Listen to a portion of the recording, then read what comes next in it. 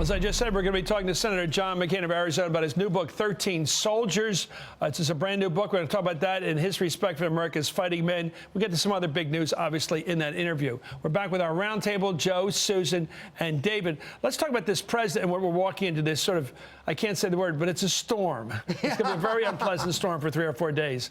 We're going to have a black-white issue coming up. Probably we don't know what the verdict of the grand jury is in Ferguson, Missouri, but it was a white cop and a black teenager. It's going to be a hot one. Then we have right in the middle the president throwing what some people are calling a grenade. The president is saying, I can't get anything from Congress. OK, I'll do it my way. I'm going to basically legalize. Most of the people here illegally, give them green cards, send them on their way. They'll have driver's licenses, a way to work legally. Basically, he's writing immigration law. And the question is, what kind of a country are we going to be living in, Joe Madison? You're going to be living in a country where people recognize freedom, emancipation. The reality is he can't do much about Ferguson. Let's be very honest about that. He can be the moral leader if we have disturbances, and I'm hoping we don't. If we have disturbances, then he will obviously go forward and with Eric Holder and say, look, you guys have got to stop it. Peaceful demonstrations are what we need. Do you think Holder did a good job when the case first broke? Oh, I think Holder did an excellent job. I was there. I mean, I was there. The biggest problem you have in Ferguson are not the citizens of Ferguson for the most part. It's provocateurs who don't care about the president. They don't care about Ferguson. They don't care about the media. They are just provocateurs, and I saw it firsthand. And by the way, that's not an ethnic observation. That's just a fact. Every time you have a situation of rife civil disruption, there's certain kind of people that get in their car and arrive because they like that edginess, that license to commit bad behavior. At the same time, though, you need to make sure that the police there, handle it the right way, and if there are provocateurs, that they're trained to separate them from the citizens that are there to changed it in Ferguson. That wasn't what happened in the beginning, right? Not initially. So it sounds like the authorities there know what they're doing now.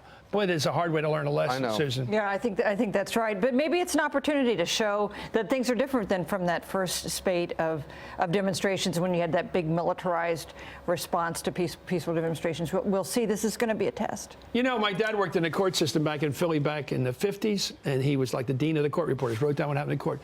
And he would tell me about the cops. And my dad was fairly conservative, but he was no right-winger. And he would say when they had black kids they brought in, they beat them up in the car.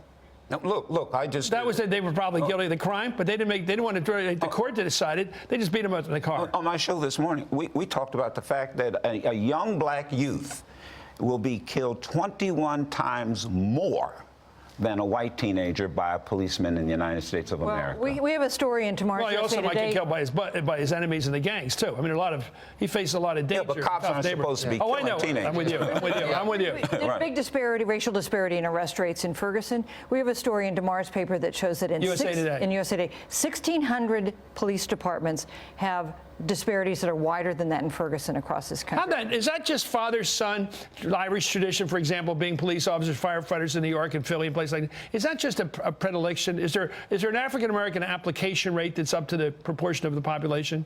I say like Ferguson. For example, I don't get why the city there is so totally white, and why the police force is totally white when you have a large black community. Well, because of the politicians that run the city. But why do they run the city? Well, because people don't vote.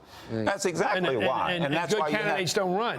Well, people don't vote. People don't be politically engaged. I remember one argument was when they started having city council meetings after the disturbances, the place was packed. One man stood up and said, "Look, I've been coming to these meetings, and this is more people than I've seen in 30 years." And listen, the Attorney General nominee, Loretta Lynch, was involved in the Abner Luma case, and, which wasn't that long ago. It's not just Ferguson. New York had these problems. L.A. had these problems. I mean, this has just been endemic in urban life of America. Well, isn't that the way most, I mean, not everything's the same, but isn't that sort of the story of American history, the community groups, ethnic groups, immigration groups? Of course, blacks were here before anybody, but that they get involved to protect themselves.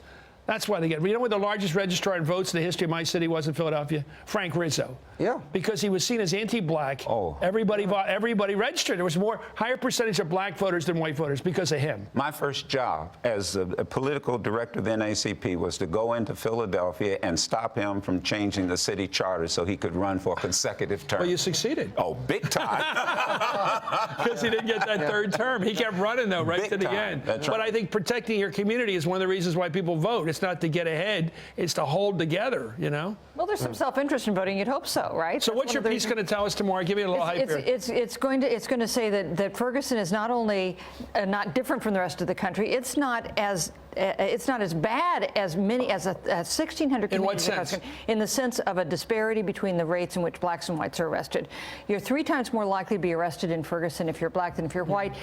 There are 1,600 places where that number is bigger. And then you have on the other side the disparity in sentencing, which we've talked about for a long time, and Democrats in the Senate and the Congress haven't really done much to address it as well. And you have to consider incidents of crime and all that, too. Michelle Alexander. It's not all racism, not necessarily all racism. Let's go, Joe. It's great to have you on. Always. Good luck in doing your part in this, because I know you'll be part of the good guys. Thank you, Susan. Thank you, David. Nothing. You'll be safely on the left. Joe Madison, David Korn, and Susan Page. Good luck with the newspaper tomorrow. When we return, let me finish with a celebration for those opposing the Keystone Pipeline. They won a big one today. You're watching Hardball, the place for politics.